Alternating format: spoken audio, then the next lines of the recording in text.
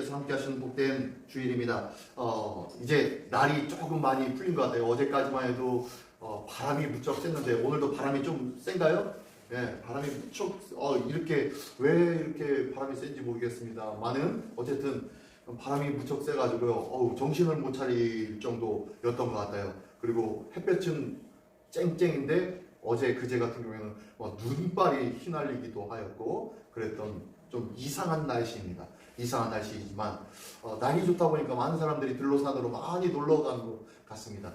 그러나 우리 믿음의 우리 성도님들 주님의 말씀이 그리워 하나님 앞에 예배드리며 성전이 그리워 주님 앞에 나온 줄 믿습니다. 이 자리가 은혜의 자리요 주님의 비전과 꿈을 다시 한번 부여받는 자리 되시기를 예수님의 이름으로 축원합니다. 자, 오늘 본문의 말씀 제목 한번 읽어봅니다. 제목 한번 읽어봅니다. 시작. 십자가로 향하는 길. 예, 십자가로 향하는 길. 예, 십자가로 향하는 길이라고 했습니다. 여기서 가장 중요한 것은 뭘까요? 십자가? 뭔가로 향하는? 그리고 길, 어떤 것이 가장 중요할까요? 예.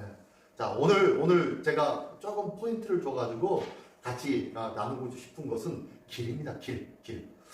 십자가로 향하는 길. 예, 그 길을 한번 같이 나누기를 원합니다. 자, 오늘 본문의 말씀에 보면요, 우리가 잘 아는 내용이에요. 너희는 나를 누구라 하느냐? 라는 내용도 있고요. 예수님께서 사람들은 나를 누구라 하느냐? 그러면 너희는 나를 누구라 하느냐? 하며 두 번의 질문이 있었던 내용이 오늘 본문의 내용입니다. 이 본문의 내용이 있기 전에 이 내용 우리가 잘 아니까요. 이건 다 접어두고 이 앞에 무슨 일들이 있었는지 우리가 조금 알았으면 좋겠어요. 앞에서 무슨 일이 자꾸 있었죠? 자, 6장에서 오늘 8장인데요. 8장 마지막인데요. 8장 끝, 그 다음에 9장 1절이었는데 자, 그 앞에 어떤 일들이 계속 있었느냐면요. 자, 큰 사건부터 제가 해보겠습니다. 6장에 오병이어 사건이 있어요. 오병이어로 몇 명을 먹었죠? 네, 이 어마어마한 기적이 나타났어요. 여기에 주된 사람들이 어떤 사람들이었죠? 예, 갈릴리와 유대인들이었습니다. 유대인들이 먹고 예수님께서 어떻게 오병이어로 떡 5개와 물고기 2마리로 이 많은 자들을 먹일 수 있었을까? 놀라지 아니할 수가 없었어요.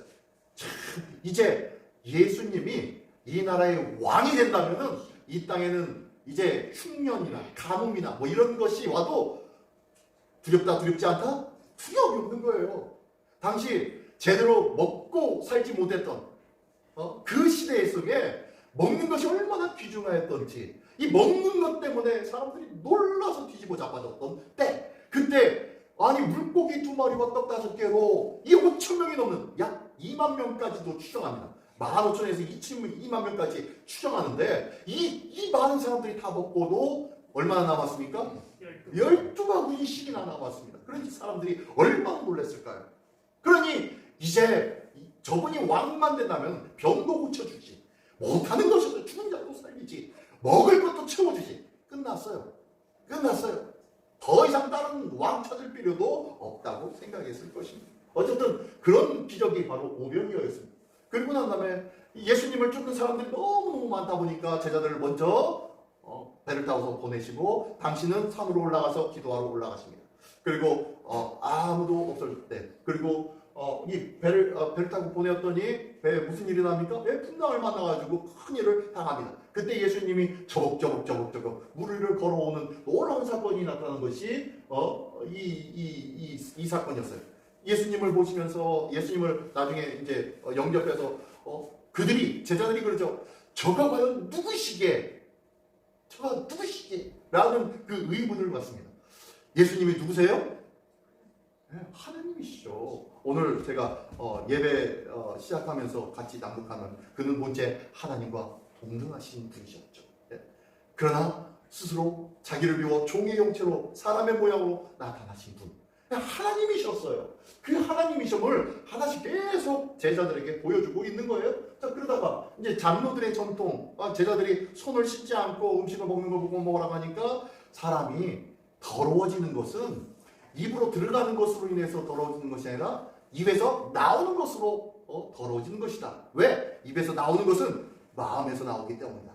그 마음은 온갖 더러운 것으로 가득하였기 때문에 이 더러운 것으로 나오는 이 입에서 나오는 것이 그 사람을 더럽히는 것이야 라고 하면서 장로들의 전통이 중요한 것이 아니라 너희 입이 너희 심령이 합해져 있다라고 하면서 계속 이제 율법에 매여 있는 그러한 그 유대인들의 생각과 그러한 관념들을 깨뜨리기 시작합니다. 그리고 난 다음에 수로보니게 여인을 사건이 나옵니다. 수로보니게 여인은 유대인입니까? 이방인입니까? 네, 이방인입니다. 근데 수로보니게 여인이 이방인 여인이에요. 근데 수로보니게 여인에게 예수님께서 치료하십니까? 아니죠. 누구를 치료합니까?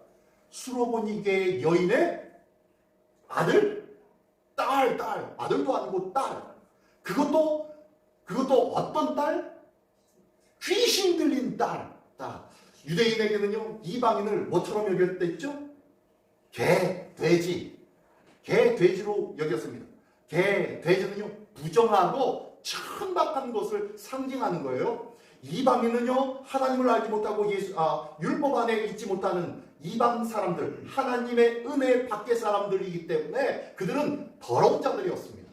그 중에서 여자래요. 또 그 여자가 아니라 그 여자의 남자예요. 아들이에요, 딸이에요? 그 여자의 딸이네요, 딸. 아이들은 사람 가치를 인정받지 못하던 때 여자와 아이들은 사람으로 취급하지도 않았습니다. 그 5병여에 5,000명에도 여자와 아이들은 빼고 남자 장정만 5,000명이었어요. 이 유대인의 생각 속에는요, 이렇게 여자 빼고 그 다음에 아이들 빼야 돼요. 근데 이 이방 여인이에요. 그것도 이방의 천박하고 더러운 부정한 여인, 거기에다가 더 가치 없는 아이 중에서 여자아이, 또 거기에다가 어떤 아이라고요? 어떤 딸? 귀신까지 들렸어요. 귀신까지. 더러운 귀신까지 들렸어요. 유대인으로서는 거기에다가 신경 쓸 일이 있다 없다? 없는 거예요. 절대로 가까이 할 필요도 없는 존재예요. 그러니까 예수님이 뭐라고 해요? 자네의 떡을 취하여 개들에게 던짐이 그것이 옳지 않다라고 말씀합니다. 그랬더니 이 여인은 그럼에도 불구하고 그러나 아이의 상에서 떨어진 그 부스러기를 개들이 주워 먹지 않습니까? 라고 하면서 예수님 앞에 큰절함으로 호소합니다. 예수님이 그 모습을 보며 그래, 가, 네 딸이 나았다, 병에서 나음 받았다 라고 고쳐주셨죠. 자, 이러면서 이제 이방인과는 상관없는 복음, 이방인과 상관없는 하나님의 역사와 하나님의 인도하심이 계속 이제 어느 쪽으로 흘러가냐면 이방인 쪽으로 흘러갑니다. 흘러가면서 칠병이어 사건이 나옵니다. 칠병이어 사건은요, 데가볼리 지역입니다. 저 오병이어 사건은 갈릴리 지역이었지만 이 칠병이어는 데가볼리입니다. 데가볼리는 데가라는 것은 10입니다. 10, 열이라는 숫자 열이고요. 볼리는 폴리스입니다. 폴리스. 데가폴리스는요, 그러니까 10개의 성읍이 있는 지역이 데가볼리예요. 데가볼리. 이 데가볼리, 이 헬라어로 된 것 보니까 이 지역은 이방 지역일까요? 유대인 지역일까요? 네, 이방인 지역이에요. 근데 이방인 지역에 가가지고 칠병이어의 사건이 일어난 거예요. 여기에는 물론 오병이어의 역사를 보면서 쫓아온 유대인들도 많이 있었어요. 그리고 이것에 대해서 시비를 걸었던 바리새인과 서기관들도 있었죠. 어쨌든 그런 가운데 있었지만 그래도 이 지역은 어느 지역이요? 이방인 지역이에요. 이방인들도 많이 있었단 말이에요. 그 지역에서 칠병이어의 사건을 보여줍니다. 오병이어를 통해서 유대인들을 먹이시는 하나님, 칠병이어를 통하여서 이제 유대인뿐만 아니라 누구까지? 이방인까지 먹이시는 하나님을 지금 보여주고 있는 거예요. 지금 복음이 유대인 안에 갇혀 있었던 복음이 이 장로들의 전통을 통하여서 깨어졌음을 선포하고 어떻게 수로보니게 여인께로 가고 또다시 이제 칠병이어 데가볼리 지역에 있는 사람들에게 흘러가고 있는 거예요. 자, 계속 그러다가 이제 칠병이어가 끝났습니다. 그리고 배 타고 다시 갈릴리 지역으로 돌아오는데 예수님께서 배에서 그러죠. 너희가 제자들에게 너희가 바리새인과 헤롯의 누룩을 조심해라 라는 말씀을 합니다. 이 말을 하니까 이 제자들이 깜짝 놀라는 거예요. 왜 깜짝 놀라냐면 자기들이 칠병이어 한 지역이 어느 지역이었다고요? 데가볼리 지역. 이 지역에서 떡을 만들어서 먹었기 때문에 이 떡이 이방인들과 같이 나눈 떡이에요. 유대인으로서는 이방인과 같은 상을 경험할 수 있다 없다? 없었어요. 근데 이 떡 또한 그러다 보니까 부정하다는 생각이 들었을까요? 안 들었을까요? 아마 들었을 것 같아요. 그러다 보니까요, 이 배 안에 떡을 가져오지 않았어요. 이 칠병이어에서 남은 떡이 얼마나 됩니까? 일곱 광주리. 자, 오병이어에서는 몇 바구니? 12바구니. 근데 칠병이어에서는 일곱 광주리. 예. 야, 오병이어에서 왜 12바구니냐면요. 바구니는 소쿠리를 말합니다. 소쿠리. 12명의 제자들이 아마 나눠줬던 것 같아요. 나눠주고 난 다음에 다 먹었어? 다 먹었어? 하고 보니까 자기 바구니에 20개가 남은 거예요. 이게 12개가 남은 거예요. 근데 광주리가 7개씩이나 남았다라는 것은, 광주리는 사람이 들어가서 있을 정도로 큰 광주리입니다. 이 광주리를 타고 그 사도 바울이 도망하였을 때 이 광주리에 숨어가지고 도망하였죠. 이 정도로 광주리 큰 거예요. 그러니까 12바구니와 7광주리 중에서 어느 것이 더 많이 남았습니까? 7광주리가 더 많이 남은 거예요. 어마어마하게 남은 거예요. 근데 제자들이 가져왔다 안 가져왔다? 안 가져왔어요. 왜요? 이 제자들은 아직까지도 유대인의 관념에서 벗어나지 못하고 있어요. 그러던 가운데 이 바리과 헤롯의 누룩을 조심해라 라니까 누룩빵? 예수님이 빵 찾으시나? 시작하신가? 하면서 자기들끼리 막 수근수근대고 그럽니다. 그랬더니 예수님이 뭐랍니까? 너희들 무슨 소리 하고 있느냐? 내가 누룩 조심하라고 했지 빵 얘기하고 있느냐? 라고 하면서 이 바리새인과 헤롯의 누룩, 그들의 생각과 사상과 그들의 관념들을 조심해라. 그들의 사상과 그들이 전하는 이야기들, 그런 것들에 휩쓸리지 말아라 라는 얘기를 해주고 싶은데 이 제자들은요 엉뚱하게 찔려가지고 그럽니다. 아무튼 그 이야기하고 난 다음에 베세다라는 지역에 가서 그곳에서 맹인을 만납니다. 맹인을 만났는데 신기한 것이 예수님께서 그를 치료하는데 그를 붙잡고 얼굴에 그 눈에다가 침을 푹 뱉습니다. 침을 푹 뱉고 그리고 그 눈을 안수해서 치료해 주십니다. 근데요 독특하게 예수님께서 이 치료한 것이 이상하게 한 번에 안 나와요. 딱 안수하고 치료하고 난 다음에 무엇이 원인이냐? 라고 했더니 이 맹인이 뭔가 보이는 것 같긴 한데요. 나무 같은 것이 왔다 갔다 하네요. 라고 합니다. 그랬더니 예수님이 다시 그를 안수하여서 기도하십니다. 그리고 난 다음에 자 무엇이 보이느냐? 그랬더니 그제서야 이제 명확하게 보입니다. 라고 명확하게 보게 됩니다. 자, 두 번의 치료 과정을 봤습니다. 이 두 번의 치료 과정이 뭐냐? 바로 제자들의 상태예요. 제자들의 상태. 제자들이 유대적인 관념에 꽉 차 있다 보니까 이것이 깨어져야 되는데 예수님 곁에서 늘 놀라운 기적과 표적을 봅니다. 그것을 통하여서 예수님은 누구시다? 예수님은 누구시다? 그리스도. 예수님은 누구시다? 하나님의 아들 그리스도시다 라는 것을 알아가기를 원하시는데 이것들을 알긴 아는데 어렴풋이 알고 있는 거예요. 어렴풋이. 이것이 어렴풋이 알고 있는 그 모습이 지금 한번 안수를 받고 희미한 것이 나무 같은 사람이 돌아다닌다는 것, 이 이야기를 하고 있는 거예요. 지금 이게 누구의 상태예요? 제자들의 상태예요. 예수님에 대해서 많은 것들을 경험하고 예수님이 정말로 그리스도인가 라고 하면서 마음에 다짐하고 그럴 수도 있어 라고 했던 그들의 모습이 바로 지금 이 맹인의 첫 번째 안수 사건 뒤에 나타난 거예요. 그래서 이 제자들이 이 모습을 보고 난 다음에 오늘 본문이 시작되어지는 거예요. 자, 오늘 본문에는 자, 예수님이 어디를 가십니까? 어디를? 자, 27절 보겠습니다. 오늘 본문의 말씀 27절 볼까요? 자, 27절. 자, 한번 보겠습니다. 1절 한번 27절 읽어봅니다. 시작. 이래서 제자들에게 물어 이르시되 사람들이 나를 누구라 하느냐. 자, 예수님이 이제 제자들과 가시는데 어디를 가셨습니까? 네, 빌립보 가이사라라는 곳으로 가셨습니다. 이 빌립보 가이사라라는 곳이 어디냐라면요, 이쪽은 저기 그 갈릴리 호수의 근원지가 어딘지 아십니까? 갈릴리 호수의 이 물이 어디서부터 시작된지 아십니까? 네, 헐몬산. 예, 헐몬산 높은 곳. 예, 만년설이 있는 그 헐몬산에서부터 흘러나오는 물이 그것이 흘러가면서 갈릴리를 만듭니다. 근데요, 이 빌립보 가이사라 이곳이 어디냐면 이 물줄기의 첫 지구, 그러니까 헐몬산 밑에 아래쪽에 있었던 지역이에요. 아주 위쪽이죠. 이방 지역이었는데 이 지역이 어떤 지역이었냐 하면 예수님이 태어났을 때 왕이 누구입니까? 헤롯왕. 예, 헤롯 대왕이라고 하죠. 헤롯 대왕인데요. 이 헤롯 대왕이 당시 가이사로부터 받은 지역이 바로 이 빌립보 가이사라입니다. 이 지역을 이 가이사로부터 받았어요. 가이사를 뭐라고 하죠? 시저. 예, 시저 다른 발음으로 시저, 가이사죠. 이 가이사로부터 이 헤롯 대왕이 받았습니다. 받아가지고 이 지역을 좀 개발하려고 하다가 누구에게 물려주냐면은 빌립이라는 아들에게 물려줘요. 아들. 그래서 헤롯 대왕이 죽고 난 다음에 그 아들들이 이제 이 헤롯 대왕이 다스리고 있었던 그 갈릴리와 그 유대 지역을 어떻게 해요? 분할해가지고 다스리죠. 그래서 유대 지역의 군봉왕 그리고 갈릴리 지역의 군봉왕이 따로 이렇게 나눠집니다.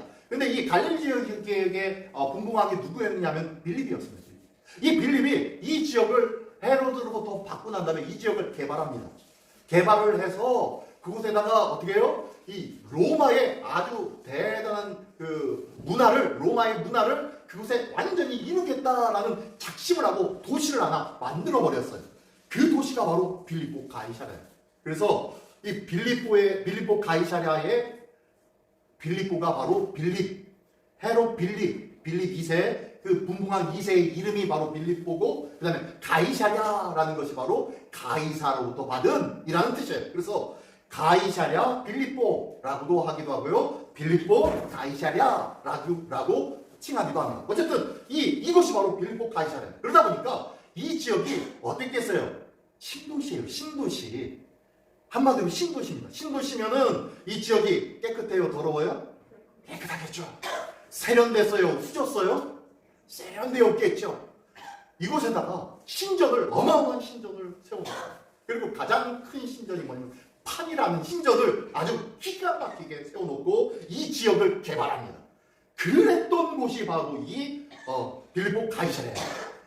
이곳은 신도시라니까요.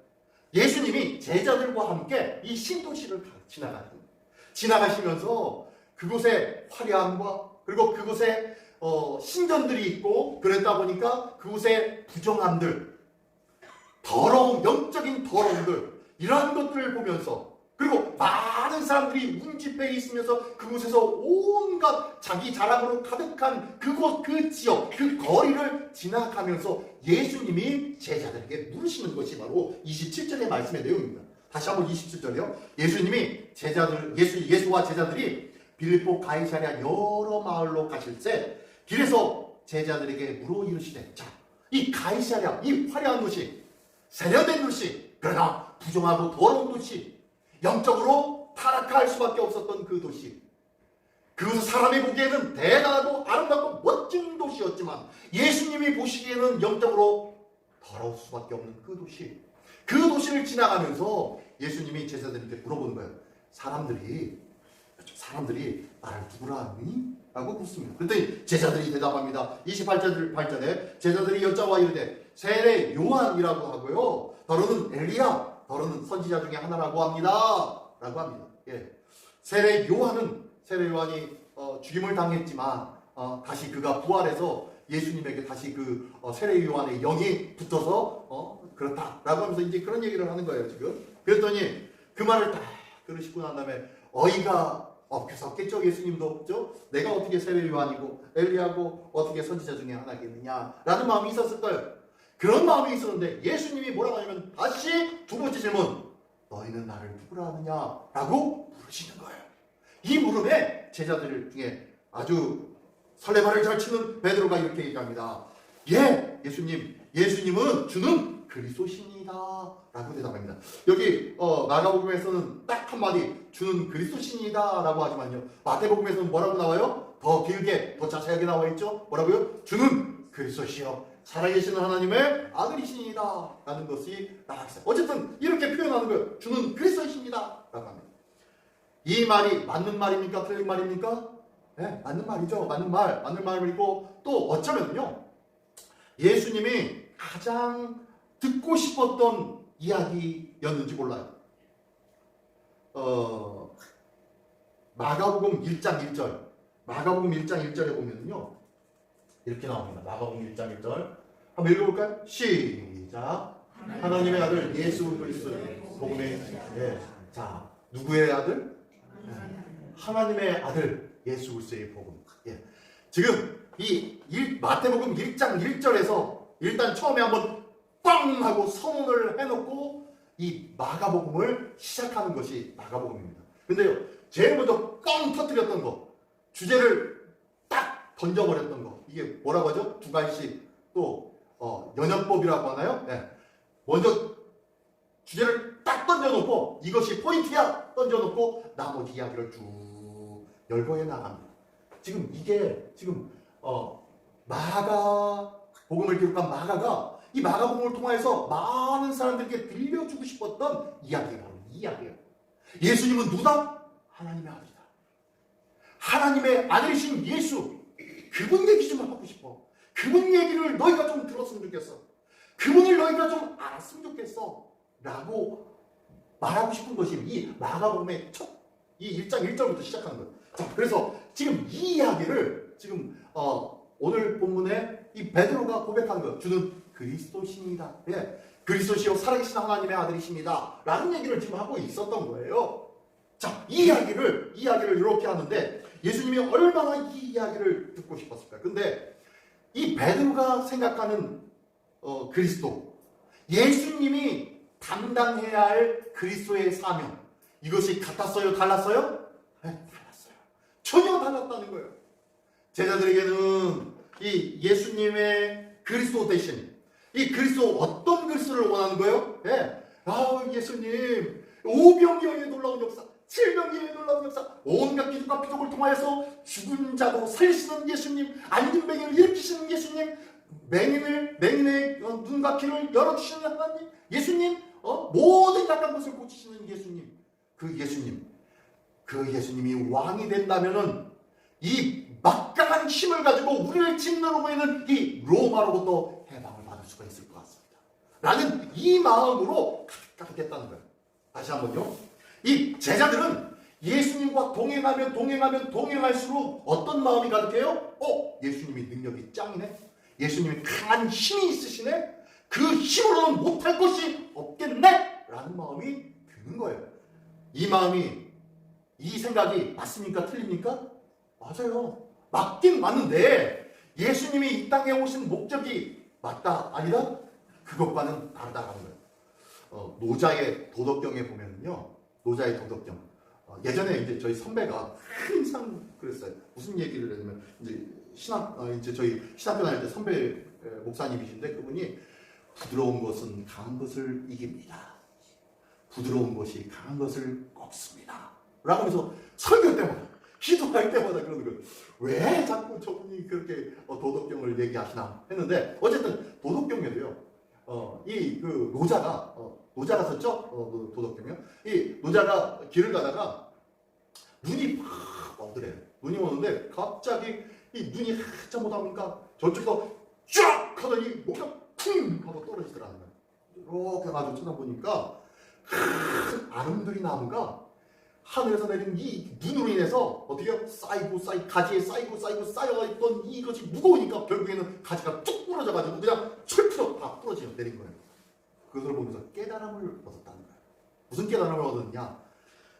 저쪽에서 흐느적거리고 있는 저 얇은 가지들은 눈이 와도 그 위에 쌓일 것도 없고 흔들리다 보니까 다 떨어져 아무런 저항도 없이 그냥 지내고 있는데, 저렇게 딱딱하니까 자기는 크고 자기는 딱딱하고 견고하다라고 여겼으니까 대단한 것처럼 생각하지만 결국에는 이 눈에 의해서 무너져 버리는 것이 바로 저 나무의 모습이다 라고 해서, 그렇다, 모든 것은 약한 것을 함부로 보면 안 된다 라는 의미로 어떻게 해요? 이 부드러운 것은 강한 것을 이긴다 라는 그런 글을 적었다고 합니다. 저도 이제 정확하게 이제 이렇게 보지는 않았지만 어쨌든 그 얘기를 듣고 난 다음에 참 맞아 맞는 얘기야 라고 하면서 성경의 말씀으로 한번 데리고 봤어요. 성경의 말씀으로 가져와 보니까 예수님이 온갖 기적과 표적을 나타내 보여주었어요. 아주 강한 것 같아요. 아주 힘이 센 것 같아요. 그리고 저 더 강한 힘을 가지면 로마 전국도 이길 것 같았어요. 근데 예수님이 어떻게 됐습니까? 부러졌죠. 예수님이 죽임을 당하셨죠.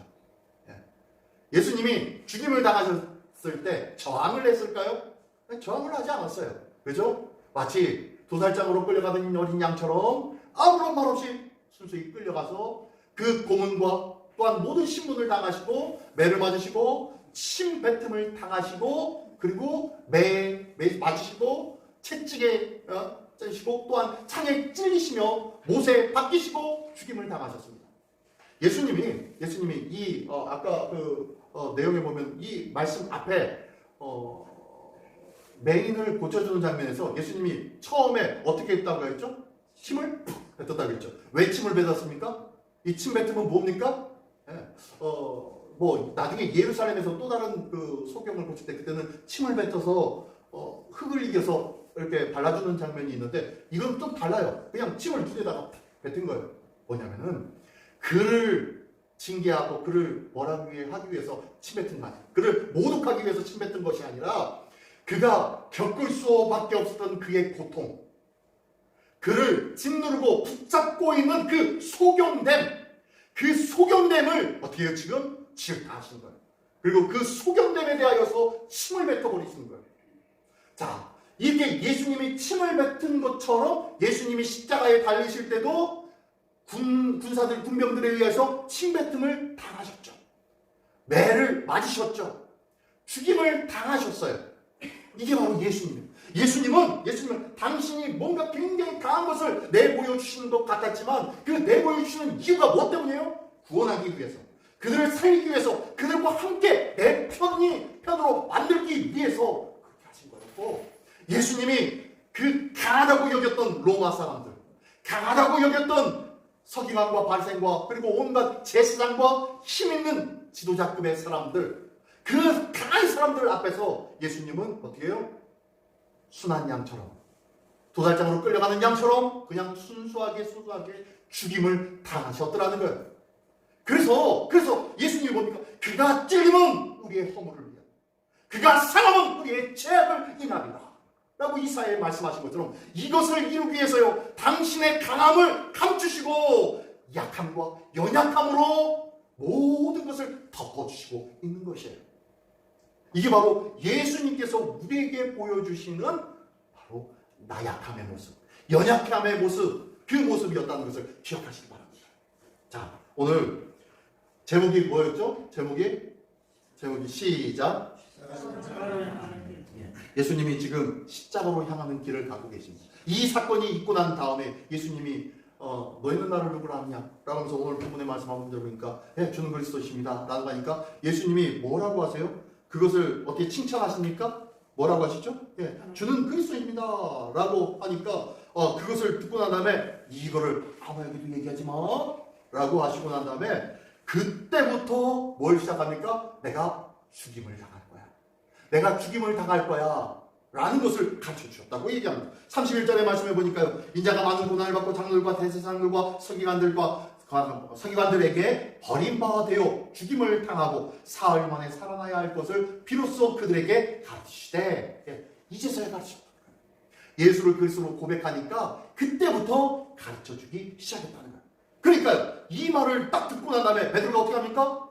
보니까요, 32절에 보니까 드러내놓고 이 말씀을 하시니, 예수님이 드러내놓고 이 말씀을, 나 버림받고 죽임당하고 다시 살아날 거야 라는 말을 사람들이 다 듣는 가운데서 그 얘기를 지금 하신 거예요. 그랬더니 베드로가 어떻게 합니까? 베드로가 예수를 붙들고 항변하며, 이 항변했다는 것은 예수님의 옷장을 붙잡고 예수님 하면서 끌어당기는 거예요. 예수님 이쪽으로 오십시오.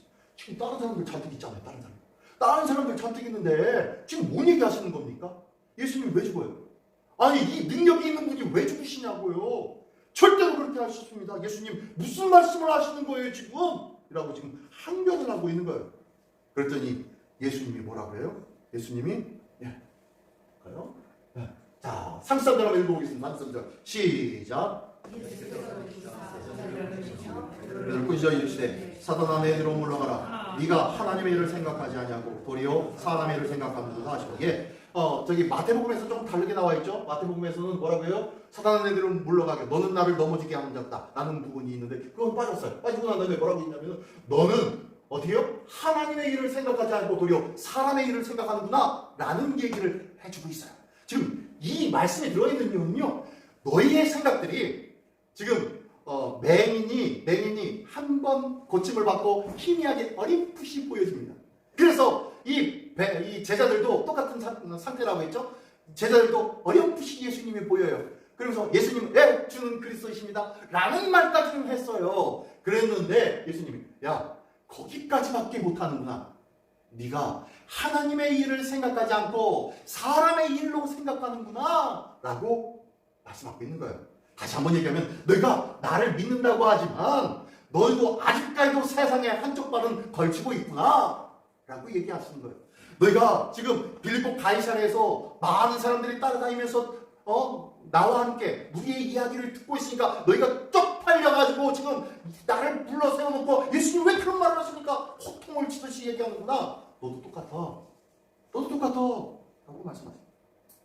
우리가 어쩌면 이 제자들과 똑같다는 거예요.